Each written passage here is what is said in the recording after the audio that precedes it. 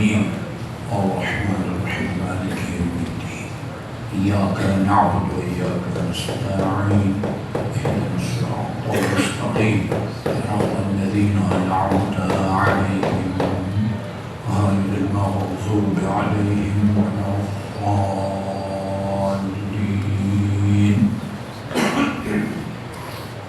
بسم الله الرحمن الرحيم. قل هو الله أحد الله الصمد لم يلد ولم يولد ولم يكن له كفوا أحد. بسم الله الرحمن الرحيم. قل هو الله أحد الله الصمد لم يلد ولم يولد ولم يكن له كفوا أحد. بسم الله الرحمن الرحيم.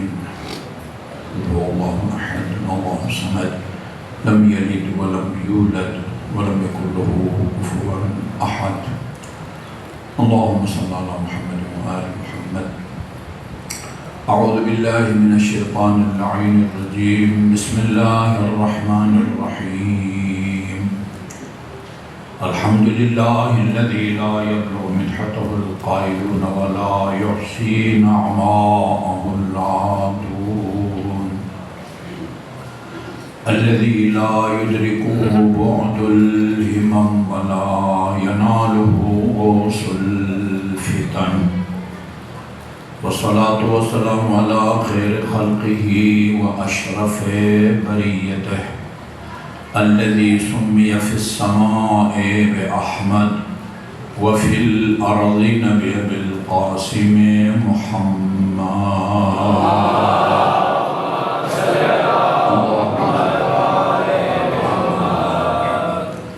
وعلى أهل بيته الطيبين الطاهرين الذين أذهب الله عنهم الرجس وطهرهم تطهيرا. اللهم صل على محمد. واللعن الأبدي على أعدائهم أجمعين. أما بعد فقال الله الحكيم بسم الله الرحمن الرحيم. يرفع الله الذين آمنوا والذين أوتوا العلم درجات. اللهم صل على محمد. مومنین کرام، آپ کو معلوم ہے ہمارے ملک میں اور دنیا بھر کے ممالک میں ایسے تعلیمی ادارے خصوصاً یونیورسٹیاں ہیں جہاں پر کاروبار کر کے کمانے کا طریقہ سکھایا جاتا ہے. یہ جو BBA اور MBA کرتے ہیں اس میں بزنس کا طریقہ بتاتے ہیں. آپ کو اگر بزنس کا طریقہ آتا ہو تو کم وقت میں اور کم پیسے سے زیادہ پرافٹ حاصل کر سکتے ہیں. اگر آپ کو بزنس کا طریقہ نہ آتا ہو، ایک ممکن ہے شب و روز کی محنت کے باوجود آپ کسی نتیجے تک نہ پہنچیں، کوئی کما نہ سکے، پرافٹ نہ ہو، یا برابر ہو، یا گھاٹا اور خسارے کے آپ شکار ہوں. اسی طرح دینی معاملے میں بھی یہ دین پر عمل کر کے ثواب کمانے کا نام بھی خدا نے قرآن میں تجارت رکھا ہے. حل ادلکم علی تجارت، میں تمہیں ایک ایسی تجارت بتاؤں. تجارت وہ تجارت کر کے مال دنیا کماتا ہے، درہم، دینار، ڈالر، پاؤنڈ یا روپیہ. ادھر تجارت کر کے ثواب حاصل کرتا ہے اور تجارت کے نتیجے میں جنت کا حقدار بن جاتا ہے. وہ دنیا کے مال و دولت کمانے کی جو تجارت ہے اس کے لیے بہت پیسہ لگاتے ہیں ہم لوگ. IBA پاکستان کا ایک مشہور اور معروف جو ہے نا یونیورسٹی ہے، کراچی میں ہے. IBA فارغ ہوتے ہی اس کو ہاتھوں ہاتھ اٹھا لیا جاتا ہے اس سے وہاں کی BBA کو یا MBA کو نا MBA کو فیسیں اتنی ہیں فی سیمسٹر، میرے خیال میں میرے بیٹے نے وہاں سے BBA کیا ہے، اس وقت پتہ نہیں 60-70 ہزار روپیہ بھی لاکھ سے اوپر چلا گیا ہو اس کا جو ہے نا وہ سیمسٹر فیس۔ لوگ اپنا سب کچھ لٹا کے اپنے بیٹے کو BBA کراتے ہیں، کس مقصد کے لیے؟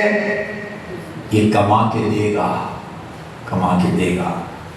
یہ دیکھنا ہے کہ خدا نے جس تجارت کا ذکر کیا ہے یہ اس تجارت کو کرنے کا ہم نے کوئی طریقہ سیکھا ہے یا نہیں سیکھا؟ اگر یہ تجارت ہم کو آتی ہو نا، کم وقت میں ایک مختصر عمل کے نتیجے میں، ایک مختصر ذکر کے نتیجے میں اتنا اجر اور ثواب آپ حاصل کر سکتے ہیں کہ جس کا آپ تصور بھی نہیں کر سکتے۔ روایت بہت طولانی ہے، کسی دن وہ پوری روایت میں آپ کو پڑھ کے سناؤں گا کہ جو فرشتے دنیا بھر میں برسنے والی بارش کے قطروں کو گنتے ہیں نا، دنیا بھر میں وہ دن کو ہو، رات کو ہو، سمندر کے اوپر ہو، خشکی کے اوپر، جو فرشتے دنیا بھر میں برسنے والے بارش کے قطرے، وہ میں نے پڑھ لیا اور آپ نے سن لیا، دنیا بھر میں برسنے والے بارش کے قطروں کو جو فرشتے لکھتے وہ شمار کرتے ہیں، وہ فرشتے محمد اور آل محمد پر صلوات کی فضیلت اور اس کا اجر نہیں لکھ سکتے۔ یہ معراج کی روایت ہے، معراج کی روایت۔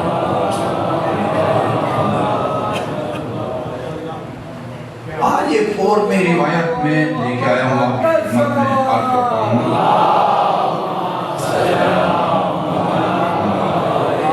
ابن طاؤوس صاحب کرامت عالم دین گزرے ہیں۔ میرا خیال میں اگر میں یہ کہوں دعاؤں کے موضوع پر سب سے زیادہ کتابیں ابن طاؤوس نے لکھی ہیں، مقتل بھی ہے ان کی لحوف کے نام سے۔ سنا ہے اور رہبر معظم نے فرمایا ہے کہ اس سے استفادہ کیا جائے، یعنی ان کے نزدیک ابن طاؤوس کا جو مقتل ہے، یعنی واقع کربلا جس میں لکھا ہے، مختلف مقتل ہیں جس میں واقع کربلا کو بیان کیا گیا ہے۔ مقتل ابو مخنف ہے، مقتل عبد الرزاق مکرم ہے، مقتل یہ ابن طاؤوس ہے، لحوف کے نام سے اردو میں بھی ترجمہ ہو۔ مقتل ابو مخنف کا بھی اردو میں ترجمہ موجود ہے، لحوف کا بھی اردو میں ترجمہ موجود ہے۔ البتہ میرے علم میں نہیں ہے کہ مقتل مکرم کا ترجمہ ہوا ہو۔ تو ابن طاؤوس بڑے صاحب کرامت، ان کی دعاؤں کی ایک کتاب ہے جس کا نام ہے جمال الاسبوع بکمال العمل المشروع، اس کے جلد نمبر 1 اور صفحہ نمبر 237 پر یہ روایت نقل ہے۔ عبداللہ بن سنان امام جعفر صادق علیہ السلام سے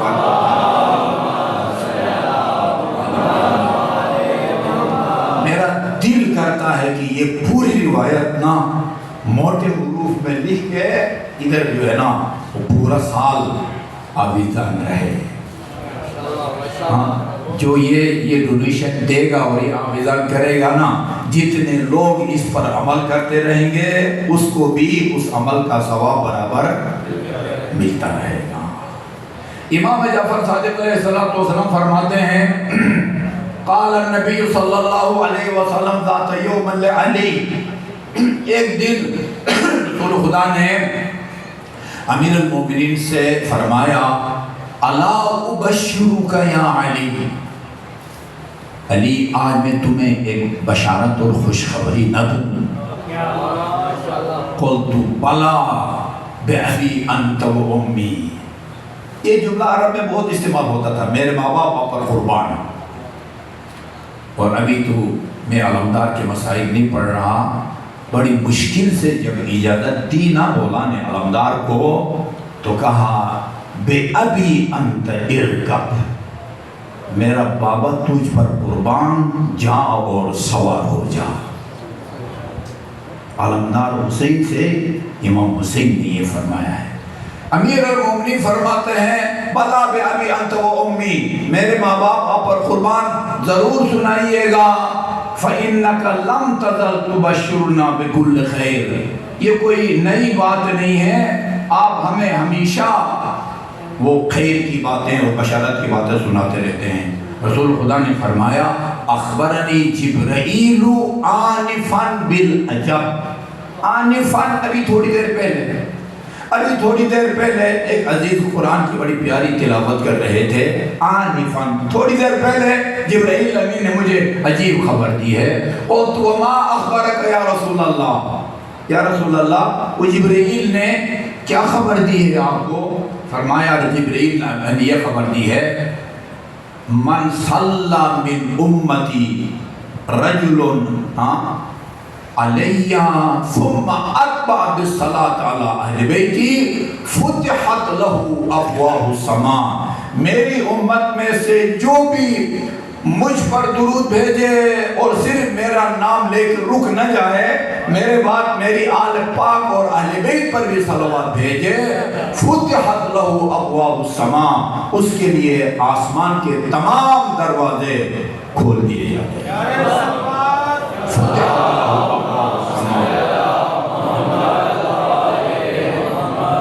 وصلت علیہ الملائکۃ 70 مرہ۔ مولانا صاحب اگر مناسب سمجھے نا تو میں ان کو واٹس اپ کروں گا اور یہ روایت موٹے حروف میں لکھ ادھر آپ اذان کریں، وصلت علیہ الملائکۃ 70 مرہ۔ جو مومن گروٹ کا، پتہ نہیں لفظ میں نے صحیح بولا ہے، گروٹ ہے، گروٹ ہے، گروٹ ہے،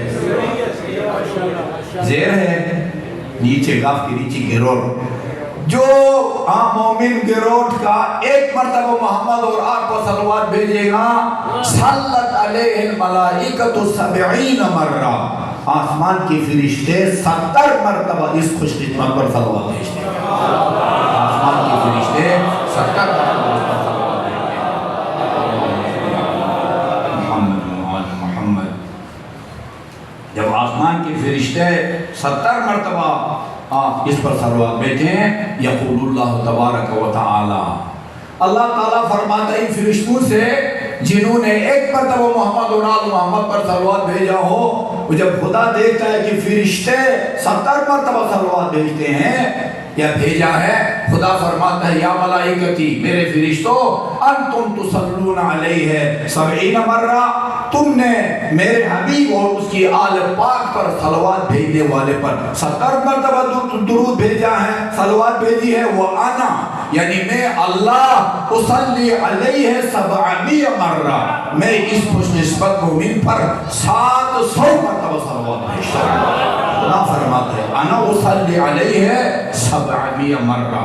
اچھا کہ آگے تجارت ہو رہی ہے، تجارت بڑی جو ہے نا وہ پرکشش تجارت، جس نوکری میں تنخواہ زیادہ ہو، جس وزارت میں وہ مال بنانے کے زیادہ مواقع ہوں، اس وزارت کو کہتے ہیں پرکشش وزارت۔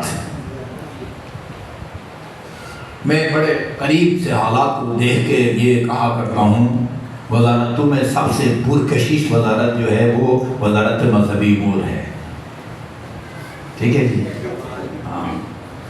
اچھا جی، اس لیے نہیں کہ ثواب کماتے ہیں، نہیں، مال، یا ایک فارم کے لیے، حج پہ بھیجنے کے لیے ایک فارم کے 1 لاکھ روپے لیا جاتا ہے۔ وہ حاجی بیچارہ اس کے لیے 1 لاکھ کچھ نہیں ہے، پرائیویٹ میں جائے گا 20 لاکھ تک، 16-17 لاکھ تک جاتا ہے، ادھر 1 لاکھ دے گا، ادھر وہ ہدیہ کہیں یا نظر نیاز کہیں یا جو بھی ہے آپ اس کا نام رکھیں، وہ بیچارے کا فائدہ ہو جاتا ہے جی، 13-14 لاکھ میں اس کا حج وہ ہو جاتا ہے۔ ہو سکتا ہے اس بیچارے کے لیے مجبوری کے طور پر دینا جائز ہو، مگر اگلے کے لیے لینا جائز نہیں ہے، یہ یاد رکھیں۔ اگر کسی بھی ادارے میں ایک فقہی مسئلہ بھی حل کرتا جاؤں، آپ کا مسلم حق ہے، آپ کا مسلم حق ہے، آپ میرٹ پر ہیں، آپ کا مسلم حق ہے، جب تک کچھ نہ کچھ نہ دیں جی آپ کو وہ حق نہیں ملتا۔ آپ کے لیے اجازت ہے کہ وہ جو مانگتا ہے اس کو دو اور دے کے اپنا حق لو، البتہ اس کے لیے جائز نہیں ہے۔ بعض اوقات اگر آپ وہ کسی کو پیسہ دے کے کسی کی وہ حق تلفی کرتے ہیں، ادھر پھر وہ الراشی والمرتشی کلاہما فی النار والا اعلیٰ فرمان فٹ آتا ہے، دینے والا بھی جہنمی اور لینے والا بھی جہنمی، لیکن آپ کا حق بنتا ہے۔ میرے ایک عزیز نے یہ ریڈیو پاکستان میں انٹرویو دیا تھا، اس کو کہا گیا بھائی تم میرٹھ پر ہو، 1,00,000 روپے دے دو، کل تمہیں اپوائنٹمنٹ لیٹر دیتے ہیں 1,00,000 روپیہ۔ اس نے اپنے باپ کو وہ ٹیلی فون کیا گلگت، کہا کہ وہ 1,00,000 روپیہ مانگ رہے ہیں ابو جی، وہ بھیج دیں مجھے، وہ لیٹر مل جائے گا۔ انہوں نے مجھے فون کیا میرے بارے میں کہ ان سے کہو اگر وہ کہیں تو میں بھیج دیتا ہوں، وہ اگر کہیں۔ میں نے اسے کہا بھائی فارمولہ یہ ہے، تیرا اگر حق ہے اور اتنا پیسہ دیے بغیر تجھے نہیں ملتا تو دے کے اپنا حق لو، لیکن پیسہ دے کے اگر کسی کی حق تلفی کرتے ہو یہ جائز نہیں ہے۔ فارمولہ ہے، یہ تجارت ہو رہی ہے۔ جب وانا اصلی علیہ السلام فَإِذَا صَلَّى عَلَيَّ، اچھا جی، اس کے بعد فرمایا ایک جملہ رہ گیا، وَإِنَّهُ وَإِن كَانَ لَمُذْنِبٌ، یعنی اللہ کے فرشتے اس پر 70 مرتبہ صلوات بھیجتے ہیں اور خدا فرماتا ہے میں اس پر 700 مرتبہ صلوات بھیجتا ہوں۔ وَإِن كَانَ مُذْنِبٌ خَطَّاءٌ، اگرچہ یہ گناہگار صلوات بھیجنے والا مومن اور خطا کار ہی کیوں نہ ہو، اگرچہ یہ مذنب گناہگار اور خطاکار، عام خطاکار نہیں، خطا سے غیب بن رہا ہے، اگرچہ بہت بڑا خطاکار ہی کیوں نہ ہو، لیکن جب محمد اور آل محمد پر صلوات بھیجتا ہے اللہ تعالیٰ اس پر 700 مرتبہ صلوات بھیجتا ہے۔ اللہ تعالیٰ کے 700 مرتبہ صلوات کا مطلب یہ کوئی 700 مالٹے یا سیب یا امرود نہیں ہے، رحمتیں برساتا ہے اللہ تعالیٰ۔ اللہ کا صلوات کا مطلب رحمت برسانا ہوتا ہے۔ صلوات بھیجیے محمد وآل محمد۔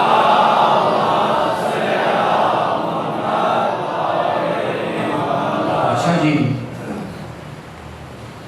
اور اگر کوئی بدقسمت ہے جو وَمَنْ صَلَّى عَلَيَّ وَلَمْ يُتْبِعْ بِالصَّلَاةِ عَلَىٰ أَهْلِ بَيْتِي، اس کے مرتکب بھی آپ کو بہت نظر آئیں گے۔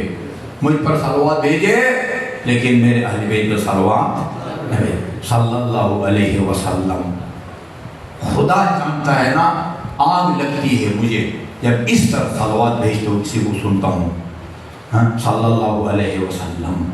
بھائی تشہد میں پڑھتے ہو اللہم صلی اللہ محمد وآل محمد کما صلیت و بارکت، یہ بخاری میں لکھا ہوا ہے صلوات کا کیا طریقہ ہے، فرمایا اللہم صلی اللہ محمد وآل محمد۔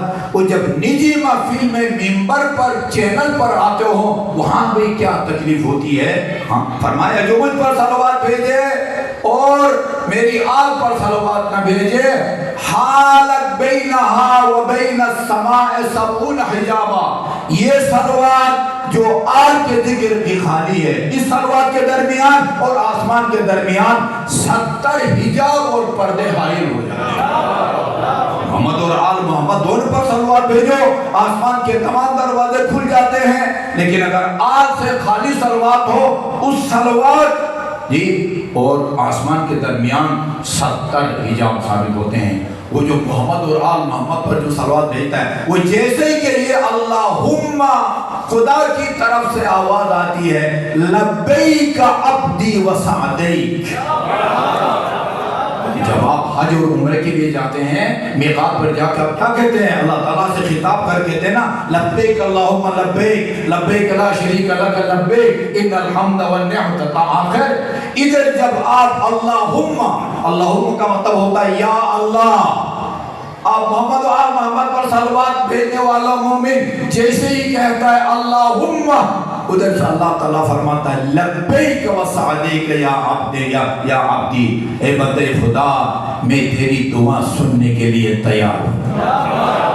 لبیک کا مطلب یہ ہوتا ہے جی، اور جس کا صلوات آل کے ذکر سے خالی ہو اس کے درمیان اور آسمان کے درمیان 70 پردے حائل ہو جاتے ہیں، اور اللہ تعالیٰ فرشتوں سے فرماتا ہے یا ملائکتی، اے میرے فرشتوں، جب تک یہ بندے خدا بدبخت محمد کے ساتھ، میرے حبیب کے ساتھ اس کی آل پاک کو شامل نہ کرے، اس کی کسی دعا کو میری بارگاہ میں لے کے نہیں آنا۔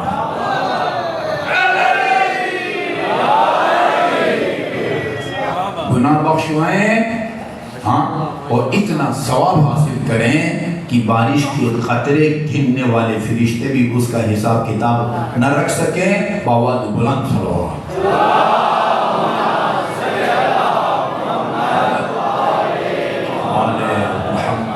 مجھے امید ہے کل کا درس یا سبق آپ کو یاد ہوگا انشاءاللہ۔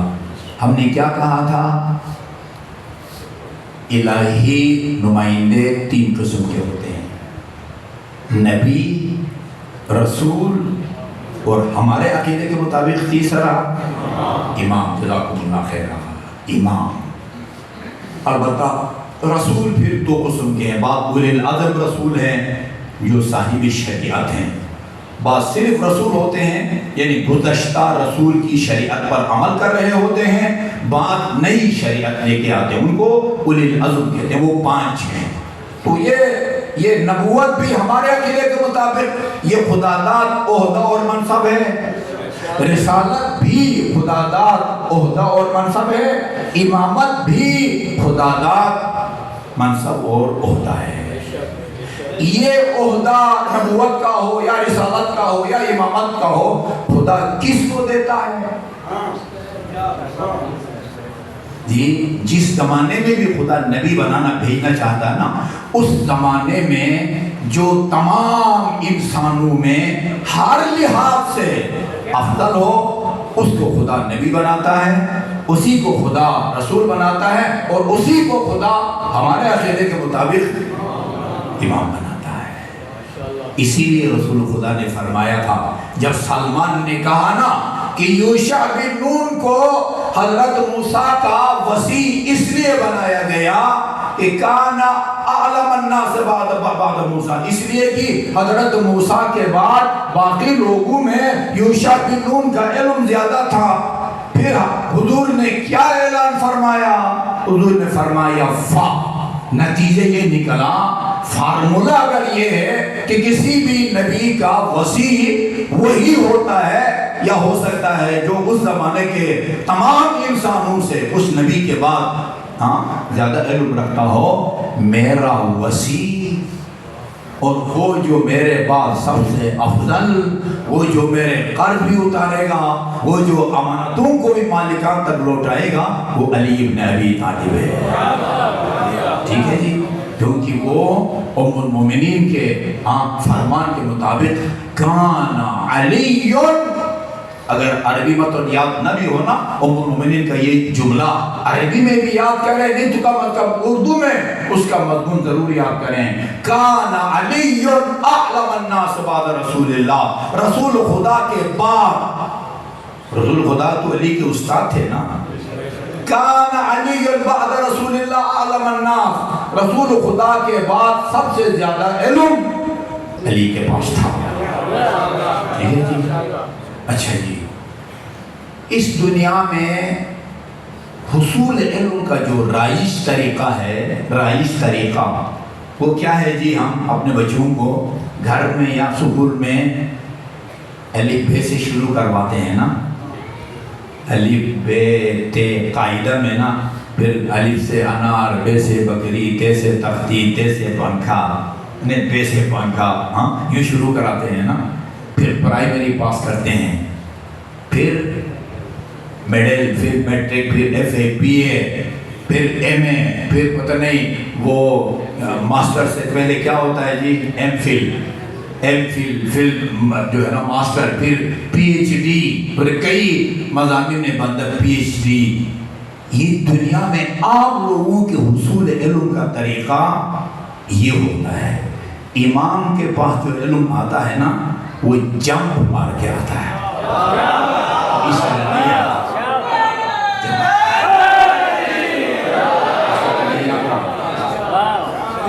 شواہد النبوہ کتاب ہے، شواہد النبوہ اہل سنت ملا جامی کی ہے۔ میٹرک کی اسلامیات میں چونکہ وہ اسلامیات کی وہ کتابوں کو جو ہے نا نظر ثانی کی کمیٹی میں ہوں، اسلامیات کی وہ پہلی وہ جو ہے نا 10ویں کی پڑھ رہا تھا۔ بر صغیر میں صوفیاء کرام میں پہلے نمبر پر ملا جامی ہے۔ اصل افغانستان کا تھا، فارسی میں اس نے کتاب لکھی ہے شواہد النبوہ۔ کیا نام ہے؟ شواہد النبوہ۔ تمام شیعہ علماء کا اتفاق ہے کہ 255 ہجری میں شعبان کو کی رات کو فجر سے پہلے امام زمان کی ولادت ہو گئی ہے۔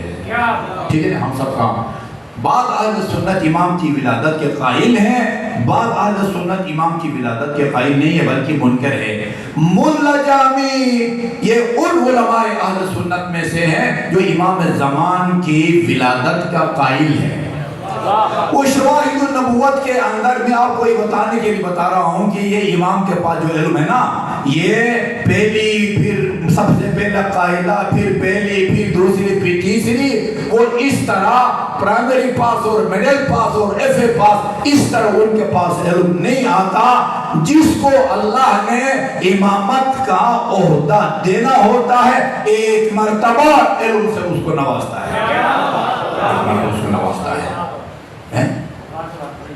ابھی 5 سال بھی نہیں ہوئے، امام حسن عسکری ابھی زندہ ہیں۔ امام حسن عسکری کی رحلت کے بعد امام زمان کی عمر جب 5 سال کی ہوئی، باضابطہ طور پر امامت کے منصب پر فائز ہوئے، لیکن ابھی ولادت کے موقع پر ملا جامی جیسا بندے کہتا ہے کہ جناب نرجس فرماتی ہیں کہ میں جناب حکیمہ امام حسن عسکری کی پھوپھی اور امام علی نقی کی بہن سامرہ میں ایک زری کے اندر 2 امام معصوم باپ بیٹے امام علی نقی اور امام حسن عسکری دفن ہیں۔ ان کے علاوہ جناب نرجس امام زمان کی والدہ گرامی، بعض روایت میں سوسن، اور دوسرے جناب حکیمہ امام حسن عسکری کی پھوپھی، امام علی نقی کی جو بہن ہوگی وہ امام حسن عسکری کی کیا ہوگی؟ پھوپھی ہوگی۔ وہ کہتی ہے میں ان کے پاس بیٹھ کے یہ سورہ قدر، آیت الکرسی اور پتہ نہیں یہ وہ سورہ معوذتین ان کی تلاوت کر رہی تھی، اور میں نرجس کے شکم پاک سے ان قرآنی آیات اور سوروں کی تلاوت کی آواز سن رہی تھی۔ ہماری روایات میں ہے، میں نے یہ ابھی جو بیان کرنے لگا ہوں یہ میں نے اپنی روایات میں دیکھا ہے، اہل سنت کی روایات میں ابھی تک نہیں دیکھا۔ جب خانہ کعبہ کے اندر علی کی ولادت ہوتی ہے نا، خانہ کعبہ کے اندر علی کی ولادت، جہاں دنیا کے بچے رو کر یہ بتاتے ہیں کہ ہم زندہ پیدا ہوئے ہیں، مردہ پیدا، کوئی کسی خاتون کے ہاں بچہ پیدا ہو وہ نہ روئے نہ کافی دیر تک، پریشان ہو جاتے ہیں، پتہ نہیں زندہ بھی ہے یا۔ دنیا کے بچے جہاں رو کر اپنے زندہ ہونے کا ثبوت پیش کرتے ہیں، میرے اور آپ کی امام اول نے خانہ کعبہ میں آنکھ کھولتے ہی سورہ مومنین کی تلاوت کی، قد افلح المؤمنون الذین هم فی صلاتهم خاشعون۔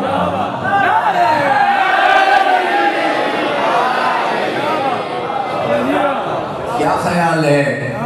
یہ بس صرف فاطمہ بنت اسد کے شکم پاک میں علی کو صرف یہ سورہ مومنین کی یہ چند آیات رٹائی گئی تھی؟ سورہ یاسین جو قلب قرآن کہلاتا ہے، سورہ یاسین قرآن کا دل ہے، قرآن کا دل، اس کی تلاوت نہیں کی، الرحمن کی تلاوت نہیں کی۔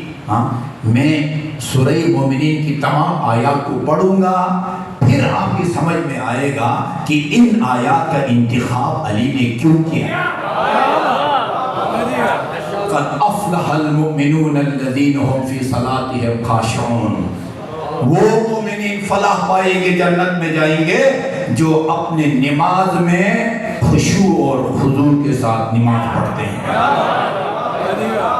خشوع اور خضوع بعد نے لکھا ہے، خشوع کا مطلب یہ ہے کہ یعنی آپ کے اعضائے بدن حرکت میں نہ ہوں، بالکل ساکن ہو، کبھی داڑھی کو ہاتھ لگایا کبھی ناڑے کو ہاتھ لگایا، ایسا نہ کریں، ٹھیک ہے جی۔ بعد نے کہا اس کا مطلب یہ ہے کہ آپ کے افکار ان کو منتشر نہیں ہونا چاہیے جی، ہر وقت خدا کی طرف متوجہ ہوں۔ وہ دنیا کے کاروبار پتہ نہیں بجلی آئے گی نہیں آئے گی، ہاں وہ پتہ نہیں کل دکان میں کیا بنے گا، یہ پانی ملے گا نہیں ملے گا، یہ ان چکروں میں نہیں، دل اللہ کی طرف متوجہ ہو، اعضائے بدن بھی ساکن ہو، حرکت میں نہ ہو۔ قد افلح المؤمنون الذین هم فی صلاتهم خاشعون، وہ مومنین وہ کامیاب ہوں گے جو خشوع اور خضوع کے ساتھ نماز پڑھتے ہیں۔ والذین هم للزکاة فاعلون، وہ مومنین کامیاب ہوں گے اگر وہ زمیندار ہے نا، گندم حاصل کرتے ہیں تو گندم میں سے وہ زکوٰۃ ادا کر رہے ہیں۔ الذین هم للزکاة فاعلون والذین هم علی فروجهم یحافظون، وہ جو اپنے وہ دامن عفت کو داغدار نہیں کرتے، الا علی ازواجہم او الا علی امہاتہم ازواجہم، ما سوائے اپنے کنیز کے جو پرانے زمانے میں ہوتی تھی، یا اپنے شرعی ہمسر کے کسی اور کے پاس جا کے اپنے دامن عفت کو داغدار نہیں کرتے۔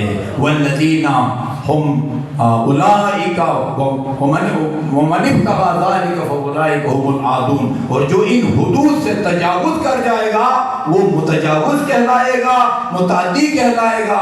اور کون وہ پائے گا فلاح پائے گا؟ الذین هم علی عہدہم واماناتہم حافظون، وہ جنت میں جائیں گے جو وعدہ پورا کرتے ہیں، کسی سے وعدہ کرتے تو اس کو نبھاتے ہیں، اور اگر ان کے پاس کوئی امانت رکھی جاتی ہے تو امانت میں خیانت نہیں کرتے۔ اور پھر دوبارہ نماز کا ذکر کیا، والذین هم علی صلواتہم یحافظون، وہ لوگ فلاح پائیں گے جو اپنے 5 وقت کی پابندی کریں گے۔ اولئک هم الوارثون، ان صفات کے حامل لوگ ہوں گے جو وارث ہوں گے۔ ارث میں کون سا پلاٹ ملے گا، کتنا پیسہ ملے گا، کتنے مربع زمین ملیں گے ارث میں؟ اولئک هم الوارثون الذین یرثون الفردوس هم فیہا خالدون، ان کو میراث کے طور پر فردوس برید میں جگہ ملے گی۔ اور جو آدمی ایک مرتبہ فردوس برید میں جاتا ہے نا، پھر اس کو وہاں سے نکالا نہیں جاتا۔ وہ مولانا کوثر نیازی پایا کے خطیب تھے، پایا کے خطیب۔ انہوں نے انڈیا میں ایک تقریب کی تھی، یوم علی کے موقع پر اسپیشل ان کو بلایا گیا تھا۔ تو ان کے بڑے پیارے جملے ہیں۔ میں لاہور میں جب پڑھتا تھا 1969 سے پہلے، وہاں شاہی محلہ ہے، شاہی محلہ شاہی مسجد کے پاس، وہاں علی ڈے منایا جاتا ہے۔ اسٹیج سیکرٹری نے ان کو بلایا، اسٹیج پر خطاب کی دعوت دی اور کہا اب آپ کے سامنے مولانا کوثر نیازی امیر المومنین کی حالات زندگی پر روشنی ڈالیں گے۔ مولانا صاحب آئے، کہا کہ میرے عزیز اسٹیج سیکرٹری نے کہا ہے روشنی ڈالوں۔ کہا اس ہستی کی زندگی کا کون سا پہلو تاریک ہے جس پر روشنی ڈالنے کی ضرورت ہے؟ اور پھر تقریر میں کہا بھئی علی کے اسلام لانے کی بات کرتے، لوگ کہتے ہیں علی پہلے مسلمان ہوئے، سب سے پہلے اسلام لانے والا علی ہے۔ وہ کہتے ہیں میں اس جملے سے اتفاق نہیں کرتا، علی پہلے مسلمان نہیں ہے، علی پہلے ہی مسلمان تھے۔ علی پہلے اسلام لانے والے نہیں ہیں، علی پہلے ہی مسلمان ہے۔ اور خدا رحمت کرے، امیر المومنین کی جوار میں مقام عطا فرمائے مولانا ذیشان حیدر جوادی۔ وہ جو ہے نا، وہ ان کی کتاب ہے کیا ہے جی، 14 معصومین کے موضوع پر لکھی ہے انہوں نے، ہاں ستارے 14 ستارے جی نقوش عصمت، نقوش عصمت کے اندر اسلام علی کے بارے میں انہوں نے جملہ لکھا ہے، قدر کریں گے آپ۔ وہ کہتے ہیں علی اسلام لائے نہیں، علی اسلام لے کے آئے۔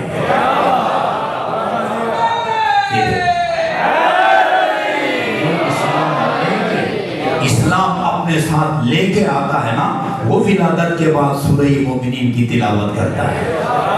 اب آپ کو پتہ چلا وہ قرآن کی 6600 کچھ آیات میں سے ان آیات کا علی اس لیے انتخاب کرتے ہیں، اس میں نماز کا ذکر ہے، اس میں زکوٰۃ کا ذکر ہے، اس میں عفت اور پاکدامنی کا ذکر ہے، اس میں وعدہ وفائی کا ذکر ہے، اس میں امانت داری کا ذکر ہے۔ یہ 2 دفعہ شروع میں فرمایا الذین هم فی صلاتهم خاشعون، اور بعد میں فرمایا والذین هم علی صلواتهم یحافظون، وہ لوگ فلاح پائیں گے جو اپنے نماز کی پابندی کرتے ہوں گے۔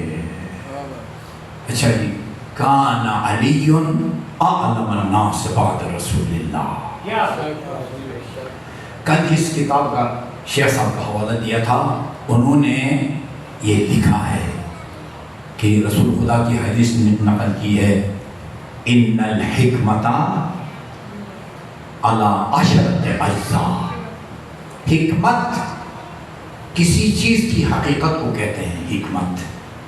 دوسرے الفاظ میں کہیں دین دنیا کا کل علم،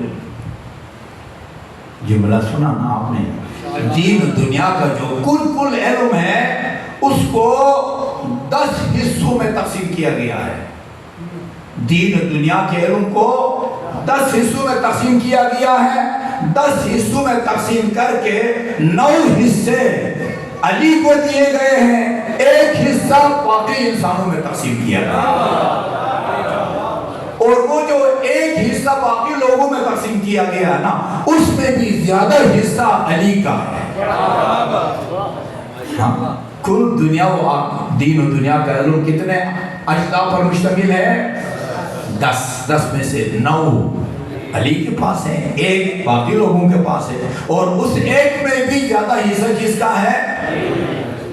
آپ کہیں کہ اگر علم کے 9 حصے علی کے پاس ہیں تو باقی اماموں کا علم کہاں سے آئے گا؟ حسن کا علم کہاں سے آئے گا؟ حسین کا علم کہاں سے آئے گا؟ ہاں، یہ میرا اور آپ کا عقیدہ ہے۔ علی جب اس دنیا سے اٹھتا ہے نا، اپنا علم امامت حسن تک منتقل ہوتا ہے۔ حسن جب دنیا سے جاتا ہے تو علم امامت حسین تک منتقل ہوتا ہے۔ وہ کسی مکتب میں ہماری کتابوں میں لکھا ہوا عقائد امامیہ، شیخ محمد مرتضیٰ مظفر کی، شیخ وہ مظفر کی کتاب ہے عقائد امامیہ، ہمارے مدارس میں ابتدائی کتاب عقائد کے طور پر پڑھائی جاتی ہے۔ اس کے اندر لکھا ہے انہوں نے، دنیا کی کوئی تاریخ آپ کو نہیں بتا سکتی کہ علی سے لے کر امام زمان تک کسی امام نے جا کے کسی مکتب میں مدرسے میں داخلہ لیا ہو، کسی کی شاگردی اختیار کی ہو۔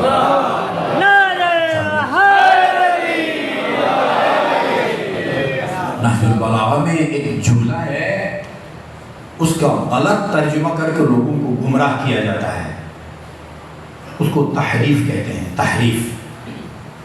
یہ علمی نکتہ سمجھیں، اس کو یاد رکھیں۔ تحریف 2 قسم کی ہوتی ہے، لفظی تحریف، کسی کے خط میں نا آپ اس کے الفاظ میں رد و بدل کریں، کسی کی کتاب یا کتابچے میں رد و بدل کریں، کوئی صفحے نکالیں، سطریں نکالیں، اپنی طرف سے کچھ سطروں کا اضافہ کریں، اس کو کیا کہتے ہیں؟ تحریف لفظی، تحریف لفظی۔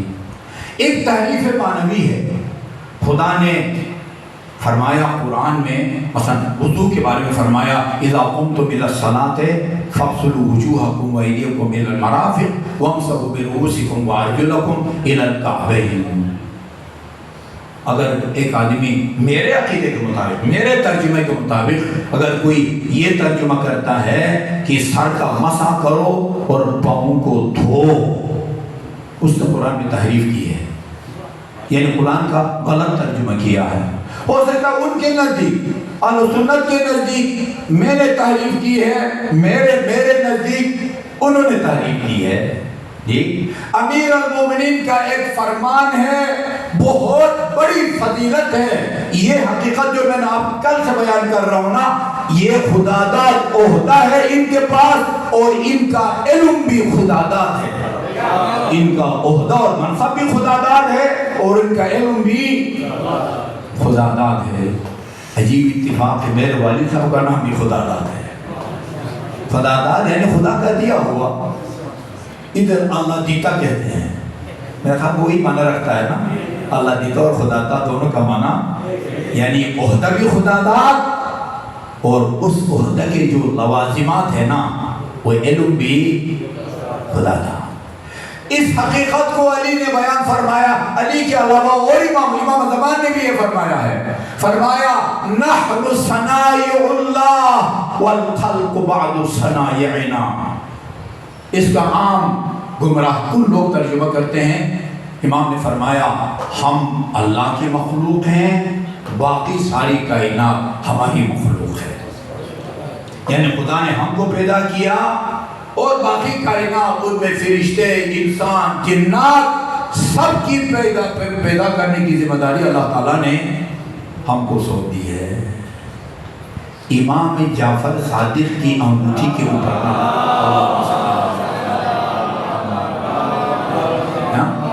یہ اللہ محمد علی لکھتے ہیں، اب کچھ نہ کچھ لکھتے ہیں نا، امام جعفر صادق کی انگوٹھی پر لکھا ہوا تھا اللہ خالق کل شیء، ہر مخلوق کا خالق خدا ہے۔ دیکھیں نا، ہر مخلوق کا خالق، جو بھی مخلوق ہے نا اس کا خالق خدا ہے۔ اس کائنات میں ایک ذات ہے جو مخلوق نہیں ہے، وہ کون ہے؟ اللہ۔ اللہ کے علاوہ باقی سب مخلوق ہیں، وہ محمد اور علی کا نور ہو جو پہلی مخلوق ہے، یا میں اور آپ ہوں، یا قیامت تک پیدا ہونے والی مخلوقات، سب کا خالق اللہ ہے۔ اللہ خالق کل شیء۔ اور امیر المومنین نے نہج البلاغہ میں فرمایا فطر الخلائق بقدرتہ، تمام مخلوقات کو اللہ نے اپنی قدرت سے پیدا کیا۔ سید سجاد نے دربار یزید سے رہائی کے بعد مدینہ آ کے جو پہلا خطبہ دیا، الحمدللہ بارئ الخلائق اجمعین، تمام تعریفیں اس اللہ کے لیے ہیں جو تمام مخلوقات کا خالق ہے۔ وہ خدا کہتا ہے میں خالق ہوں اور کوئی نہیں ہے۔ علی کہتا ہے میں خدا، میں خالق نہیں ہوں، اللہ خالق ہے، جو بھی مخلوق ہے اس کا خالق اللہ تعالیٰ ہے۔ سید سجاد کہتے ہیں تمام مخلوقات کا خالق تو ہے، تو کون ہے جو خدا اور امام کو مقابلے میں کہتا ہے اللہ نے صرف محمد اور اہل بیت محمد کو پیدا کیا ہے، باقی ساری کائنات کو محمد اور آل محمد نے پیدا کیا ہے۔ یہ اس کا یہ غلط ترجمہ کیا جاتا ہے، نحن صنائع اللہ۔ اٹھا کے دیکھیں نہج البلاغہ کا کوئی ترجمہ دیکھیں، مفتی صاحب کا ترجمہ دیکھیں، علامہ علی نقی نقوی نے نہج البلاغہ کا جو ترجمہ ہے نا، جو مفتی صاحب نے کیا ہے، اس پر مقدمہ لکھا ہے، تقریر مقدمہ لکھا ہے۔ آپ کو پتہ ہے مفتی جعفر حسین رحمۃ اللہ علیہ پیور خالص گجرانوالے کے پنجابی تھے، ایسے ہی ہے نا، وہ مہاجر نہیں تھے، اردو ان کی مادری زبان نہیں تھی، لیکن اہل زبان ان کی اردو کو پڑھ کے سن کے رشک کرتے ہیں۔ نقل صاحب نے وہ ترجمہ کی تعریف میں لکھا ہے، نہج البلاغہ کا ایسا ترجمہ کیا ہے مفتی صاحب نے، ایسا لگتا ہے جیسے علی اردو بول رہے ہیں، جیسے علی اردو بول رہے ہیں۔ یہ دیکھیں مولانا میدا یوسف کا ترجمہ دیکھیں، فارسی ترجموں کو دیکھیں، عربی ترجموں کو دیکھیں، گجراتی میں، انگلش میں، نحن صنائع اللہ والخلق بعد صنائعنا۔ کسی نہج البلاغہ کے مترجم نے یہ ترجمہ نہیں کیا کہ ہم اللہ کی مخلوق ہیں، باقی سب کائنات ان کو ہم نے پیدا کیا ہے۔ کیا مطلب ہے اس کا؟ مفتی صاحب فرماتے ہیں ہم خدا کے پروردہ ہیں۔ ہماری تربیت خدا نے کی ہے، ہمیں علم خدا نے دیا ہے. جو کمال ہمارے پاس ہے نا وہ غیب بھی جانتے ہیں، لیکن ان کا علم خدا داد ہے. ابھی میں ایسے مرحلے کے اوپر پہنچا ہوں کہ میرے لیے پیچھے ہٹنا بھی مشکل ہو رہا ہے، آگے بڑھنا بھی مشکل ہو رہا ہے. سب سے کم سن امام زمان ہے. ان کے بعد کس کا نمبر ہے کم سن ہونے میں؟ امام محمد تقی. 8 یا 9 سال کی عمر میں امامت کے منصب پر فائز ہوئے. جو لوگ امام رضا کو امام مانتے تھے نا، مخلص صحابی، ان میں چینوں گوئیاں شروع ہو گئی. یہ تو چھوٹا سا بچہ ہے، کیونکہ یہ سب پہلا تجربہ نہیں تھا نا ان کا، یہ پہلا تجربہ تھا کہ 8 سال کی عمر میں یہ نہیں پتا کہ وہ شکم مادر میں بھی قرآن آیات کی تلاوت کرتا. یہ نہیں دیکھا کہ ولادت کے فوراً بعد میرے بھائی علی کو آپ چھوڑے نہ مانیں، حضرت عیسیٰ گہوارے میں ہیں. لوگ جناب مریم کے عفت اور پاک دامنی کو زیر سوال قرار دیتے ہیں اور پوچھتے ہیں کہ آپ نے تو شادی بھی نہیں کی، یہ بچہ کہاں سے آ گیا؟ قرآن کیا کہتا ہے؟ فَأَشَارَتْ إِلَيْهِ. جناب مریم نے کچھ نہیں کہا، اشارہ کیا یہ میری عفت اور گواہی کی ہے، جن پاک دامنی کی گواہی دے گا. گہوارے میں عیسیٰ نے کیا کہا؟ انی عبداللہ وَآتَانِيَ الْكِتَابَ، میں خدا کا بندہ ہوں اور تمہاری ہدایت کے لیے اس نے مجھے کتاب بھی دی ہے. وَجَعَلَنِي نَبِيًّا، اسی عمر میں اس نے مجھے امامت کے منصب سے بھی نوازا ہے. چھیمی گویاں ہو گئی. یہ مل بیٹھ کر رو رہے تھے امام رضا کی شہادت کے اور ان کی سوگ میں. ایک بندے نے کہا بھئی یہ رونا پینا چھوڑ دو، یہ سوچو جب تک یہ امام محمد تقی بڑے نہیں ہو جاتے وہ اپنا دین کس سے لیں گے؟ ایک صحابی پتنی انہی میں سے وہ کہتے ہیں اس کی گریبان سے پکڑا اور بعد میں تماشا بھی رسید کیا. کیا کہتا ہے تو؟ اپنا آپ کو مومن ظاہر کرتا ہے. کہا اگر امام خدا بناتا ہے تو پھر فرق نہیں پڑتا کہ وہ 1 دن کا ہو یا 40 سال کا ہو.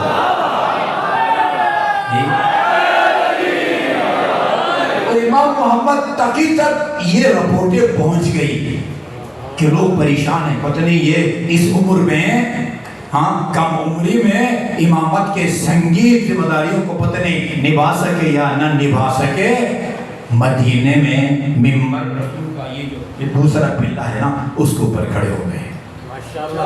کھڑے ہو کے اپنا تعارف کرایا، میرا نام محمد ہے، جواد میرا لقب ہے، علی الرضا کا بیٹا ہوں. اس کے بعد جملہ فرمایا، صرف ایک جملہ سناتا ہوں باقی سارا نہیں. کہا انی اعلم بانساب الناس فی اصلابہم، میں لوگوں کے سلبوں کے اندر جو ان کی نسلیں ہیں نا اس کا بھی علم ہے.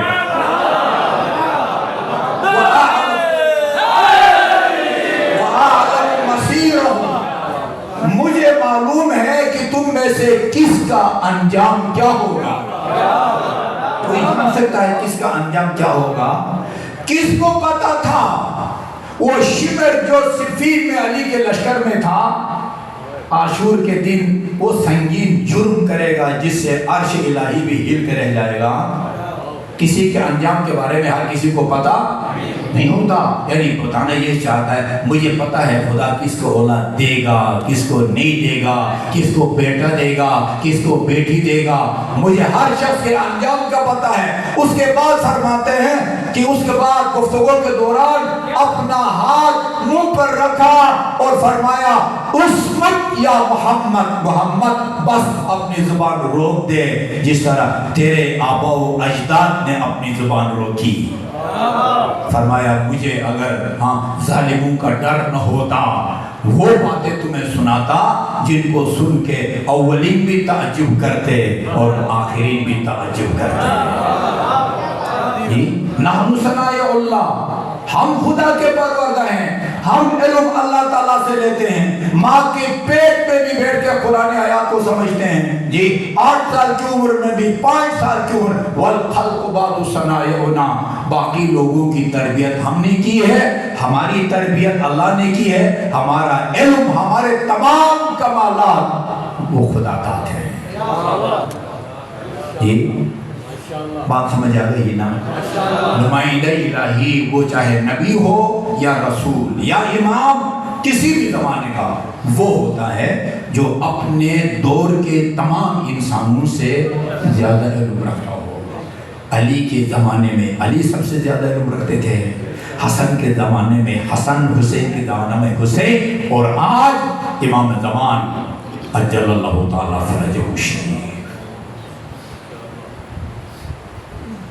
نواسہ پیغمبر اپنے اس میں قافلہ توحید میں نے اس کا نام رکھا ہے۔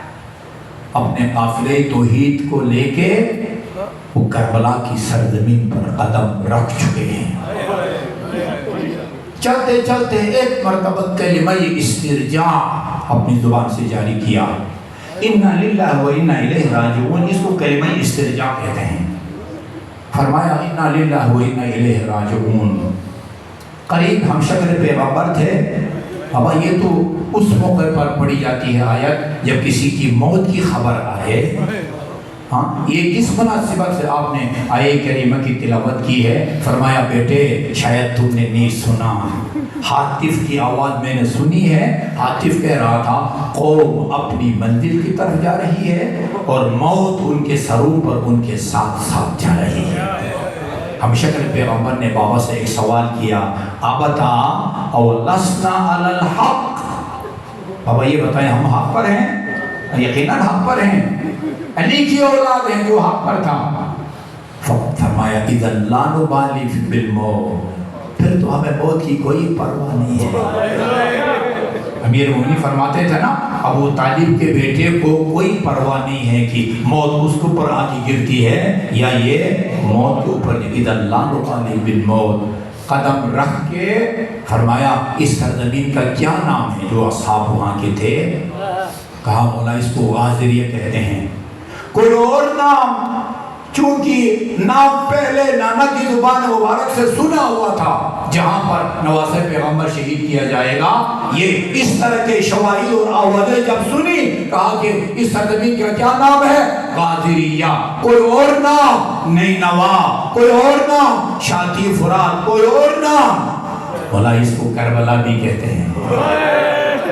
فرمایا ہا ہونا محط رحالنا، یہی ہماری سواریاں اترے گی، یہاں میرے علمدار کا خیمہ نصب ہوگا، یہاں میرے ہمشکل پیغمبر کا نصب ہوگا، یہاں میرے حسن کی یادگار کا خیمہ نصب ہوگا۔ وَمَقْتَلُ رِجَالِنَا، ہمارے مرد یہی پر قتل ہوں گے۔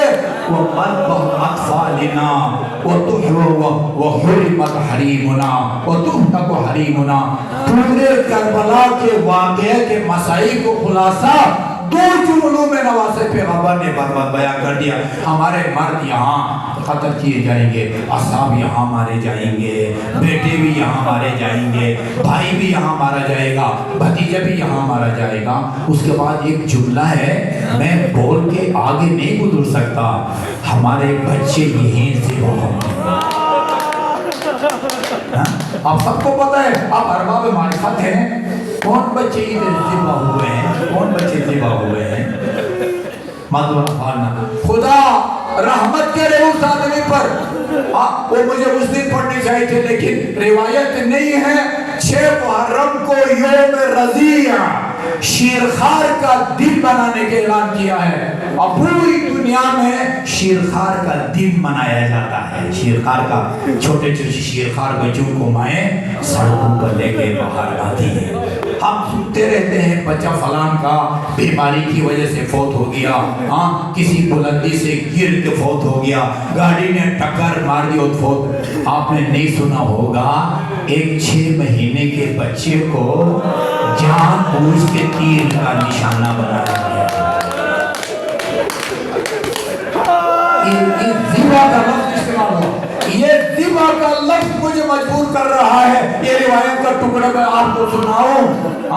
میں مصائب میں کہا کرتا ہوں یہ بچہ اتنا چھوٹا تھا، اگر عمر 7 کے لشکر کے سپاہیوں کے ترکش میں سب سے چھوٹا تیر اس بچے کے حلق کے لیے استعمال کیا جاتا اور اس کی شہادت کے لیے کافی تھا، مگر اس ظالم نے اتنا بڑا اور تیر سے شعبہ چلایا۔ الفاظ یہ ہیں فَذَبَحَهُ مِنَ الْأُذْنِ إِلَى الْأُذْنِ، ایک کان سے دوسرے کان تک ذبح کر ڈالا، ذبح کر ڈالا۔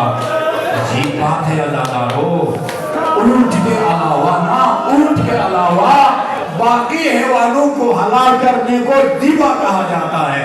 چھری لی جاتی ہے اور دو بڑی سانس کی نالی، خوراک کی نالی کے علاوہ دو اور سائیڈ کے رگوں کو کاٹا جاتا ہے، وہ ذبح کیا جاتا ہے۔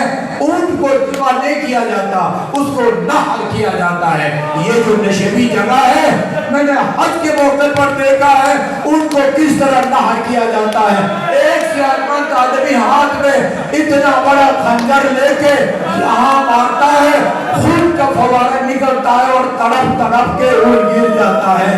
جب ماں کے پاس اصغر کی لاش آئی ہے نا، فرمایا امثلو کا ینحر، کیا تجھ جیسے چھوٹے بچوں کو بھی اونٹ کی طرح نحر کیا جاتا ہے؟ امثلو کا ینحر آہنا یذبح مطعمنا، اس جگہ پر ہمارے چھوٹے چھوٹے بچے تیرے سے شعبہ سے نحر کیے جائیں گے یا ذبح کیے جائیں گے۔ اور آگے وہ جملہ ہے، اس جملہ کو بھی کیسا پڑھ کے آگے نکل جاؤں، فرمایا یہ وہاں کی جملہ ہے جہاں رسول کی حرمت کو پامال کیا جاتا ہے۔ جب فرمایا نا ہاں ہونا محط رحالنا، یہاں ہماری سواریاں اتریں گی، منظر میں نے نہیں دیکھا، یقیناً ایسا ہی ہوا ہوگا جب امام نے حکم دیا ہوگا بس یہاں اتارو اپنے سواریوں کو، کجاووں کو، آگے بڑے ہوں گے عباس اور قاسم و اکبر، خدا جانے وہ سینے پر کاندھے پر پاؤں رکھ کر اتری ہوگی بیبیاں، زانوں پر رکھ کر اتری ہوگی، عزت سے اتارا، عزت سے اتارا۔ جب یہی قافلہ جب شام کے لیے روانہ ہونے لگا، کوئی بھی نہیں نا، ایک علی کی بیٹی ہے، ہمارا سلام بشری کا دنوں سے ہی پڑھ، آقا زادی آپ کے احسانات کو اسلام کبھی نہ بھولے گا، کبھی نہ بھولے گا۔ عباس نہیں ہے، حسین نہیں ہے، امام محمد باقر 5 سال کا ہے، امام زین العابدین بستر علالت پر ہے، سب کو سوار کیا، خاکم بدہن، انتہائی معذرت کے ساتھ جملہ آپ کے نلوگے لگے، اشقیاء کا اقدام یہ تھا، ہو سکتا ہے یہ نوبت آئے کہ ہمارے ہاتھ ناموں سے رسالت تک پہنچے، مگر علی کی بیٹی نے کہا خبردار، نحن وطاہب رسول اللہ، ہم ناموں سے رسول ہیں، خبردار اگر کوئی ہمارے سامنے آیا۔ کل میں ایک ایران کے بہت بڑے خطیب کی سن رہا تھا، کہہ رہا تھا پتہ نہیں علی کی بیٹی کیسے سوار ہوئی، ہو سکتا ہے فرشتوں نے اپنے پروں پر اٹھا کر ان پر سوار کیا ہو علی کی بیٹی کو، مگر آزاد ہو، آپ یہ سن سکیں گے۔ امام جعفر صادق کا یہ فرمان نہ ہوتا کہ ہمارے مصائب کو ہمارے شیعوں سے مت چھپاؤ، میں یہ شاید عرض نہ کرتا، مگر وہ نوبت بھی آئی، ان ظالموں کے ناپاک ہاتھ ان بیویوں تک ایسے پہنچے، مختار کا انقلاب آیا، اس کو سنیے، گھر جا کے بھی روئیے اور ثواب اپنے مرحومین کو عطیہ کیجئے۔ مختار کا عزادارو جب انقلاب آیا، جناب مختار ثقفی کے بیٹے ابراہیم، مختار کے کمانڈر تھے، ملک اشتر کے بیٹے ابراہیم بن ملک اشتر کی علالت میں ملعون اب جو بالکاب کی پیشی ہوتی ہے۔ طریقہ کار یہ تھا، مختار اس کے کمانڈروں کا پوچھا جاتا تھا تم نے کیا ظلم کیا ہے، ظلم کے مطابق سزا دی جاتی تھی۔ اگر کسی نے معمولی مال چھینا ہو اس کے ہاتھ نہیں کاٹتے تھے، اس کو قتل نہیں کیا جاتا تھا۔ اس سے پوچھا سچ سچ بتاؤ تم نے کیا کیا ہے، تیرے ساتھ کوئی زیادتی نہیں ہوگی، قسمیں کھائی میں نے کسی کو نہیں مارا، کسی کو کوئی شہید نہیں کیا۔ ابراہیم نے پوچھا کسی کو تمانچہ مارا ہو، کسی کے تبرکات کو چھینا ہو، دباؤ بڑا۔ دیکھا اس ملعون نے کہ میں دباؤ میں آ گیا ہوں، بہت معذرت معافی چاہتا ہوں۔ خصوصاً صاحب سے کہا، لرزتے ہوئے کہا میں نے شام غریبان میں علی کی بڑی بیٹی کی رضا چھین لی۔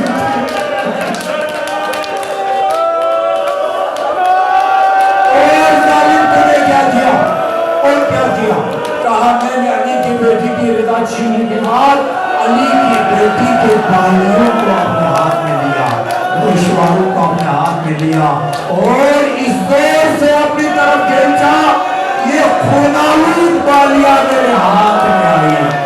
ظالم میرے آقا دادی نے کیا فرمایا، فرمایا قطع اللہ یدیک، خدا تیرے دونوں ہاتھ کاٹ ڈالے، وقطع اللہ رجلیک، خدا تیرے دونوں پاؤں کاٹ ڈالے، وَأَحْرَقَكَ اللَّهُ بِنَارِ الدُّنْيَا قَبْلَ نَارِ الْآخِرَةِ، آتش جہنم سے پہلے خدا تجھے دنیا کی آگ میں جلائے۔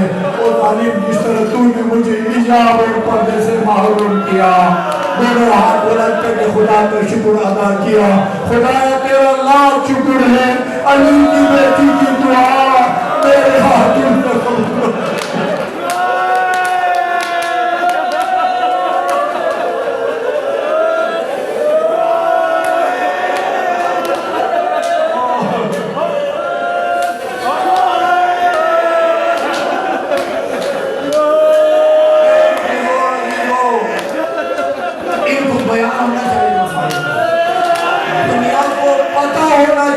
علی کی اولاد نے، علی کی بیٹیوں نے اس اسلام کے لیے کیا قربانیاں دی ہیں، اور یہ تمہارے وہ مساجد میں اللہ اکبر و لا الہ الا اللہ کی آواز ہے، یہ اسی بی بی کی قربانی کا نتیجہ ہے۔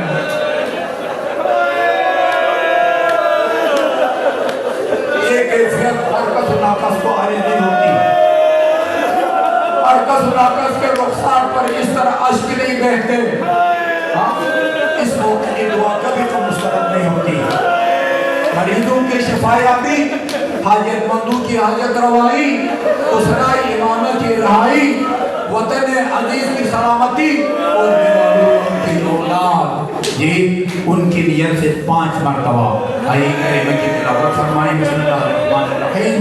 امن یجیب المضطر اذا دعاہ ویکشف السوء، امن یجیب المضطر اذا دعاہ ویکشف السوء، امن یجیب المضطر اذا دعاہ ویکشف السوء، امن یجیب المضطر اذا دعاہ ویکشف السوء، امن یجیب المضطر اذا دعاہ ویکشف السوء۔ سب خواتین حضرات 5 مرتبہ یا اللہ یا اللہ یا اللہ یا اللہ یا اللہ یا اللہ یا اللہ یا اللہ یا اللہ یا اللہ یا واحد یا احد یا صمد یا من لم یلد ولم یولد ولم یکن له کفوا احد بفاطمہ وابیہا وبعلہا وبنیہا۔ جو مومنین مومنات پریشان حال ہیں کسی بھی حوالے سے ان کی پریشانی کو دور فرما، بے روزگار مومنین مومنات کو رزق حلال سے مالا مال فرما، جن مومنین مومنات نے کوئی جائز کاروبار شروع کر رکھا ہے ان کاروبار میں برکت نصیب فرما، جو مومنین مومنات مریض ہیں خصوصاً ایک برادر عزیز جو جس کا پیر کے دن وہ مردے کا ٹرانسپلانٹ ہوا ہے، محمد علی، اور ان کی اہلیہ جو ڈونر ہے ان کو شفاء کامل اور عاجل عطا فرما۔ ایک مومنہ کی اہلیہ جن کا نام حجاب زہرا بتایا ہے انہیں شفاء کامل اور عاجل عطا فرما۔ ایک 6-7 سال کا بلڈ کینسر کا مریض علی منتظر، خدایا اس کو شفاء کامل اور عاجل عطا فرما۔